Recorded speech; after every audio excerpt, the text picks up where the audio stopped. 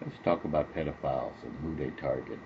The recent conviction and sentencing of Jerry Sandusky, the Penn State coach who was convicted of 45 sexual abuse charges against children, makes this a most urgent matter to talk about, especially with Halloween coming around the corner, making Halloween a high-risk event.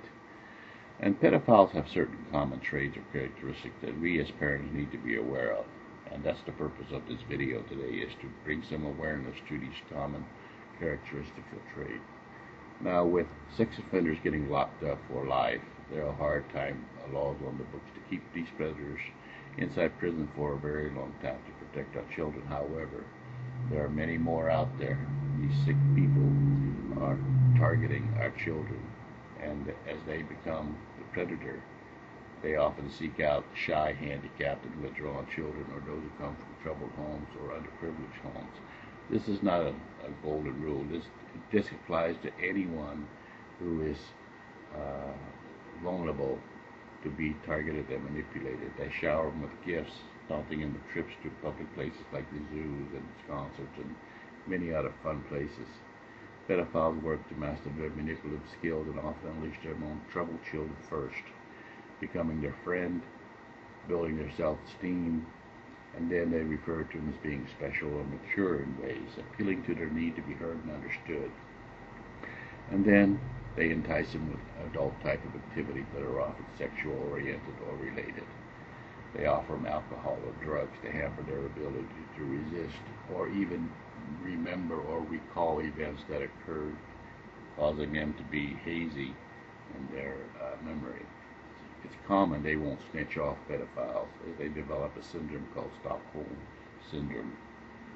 It's been found it's not unusual for the child to develop feelings for the predator and desire approval or continued acceptance.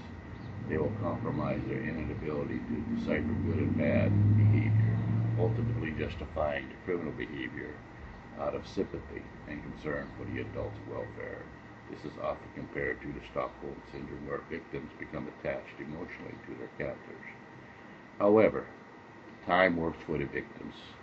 One factor that works against pedophiles is eventually the children will grow up and recall the events that occurred to them that traumatized, and they will never forget these nightmares. Often pedophiles are not brought to justice until such time occurs, which was the case in Jerry Sandusky trial, and victims are angered by being victimized. Many times pedophiles will develop a close relationship with a single parent in order to get close to their children. This is a very key point here. Once inside the home, they have opportunities to manipulate the children using guilt, fear, and love to confuse the child. If the child's parents work, it offers the pedophile more private time needed to abuse the child and extort their ways. Pedophiles work hard at stalking their targets and will patiently work to develop relationships with them. It's not uncommon for them to be developing a long list of potential victims at the same time. They are serial in frame of mind or mindset. Many of them believe what they're doing is not wrong, and having sex with the child is actually healthy for the child. Fact is, almost all pedophiles have a collection of pornography which they protect at all costs. Many of them also collect souvenirs from their victims. They rarely discard either their porn or collection for any reason.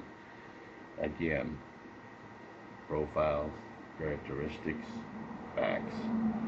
Laws such as Megan's Law, a federal law passed in 1996, authorizes local enforcement agencies to notify public about convicted sex offenders living in their areas or communities, have helped expose the pedophile, allows parents to better protect their children. There's a website as well in many local communities that allows you to find out who's living where and what they've done as a sex offender. Thank you. The credit is on the web, crime.about.com.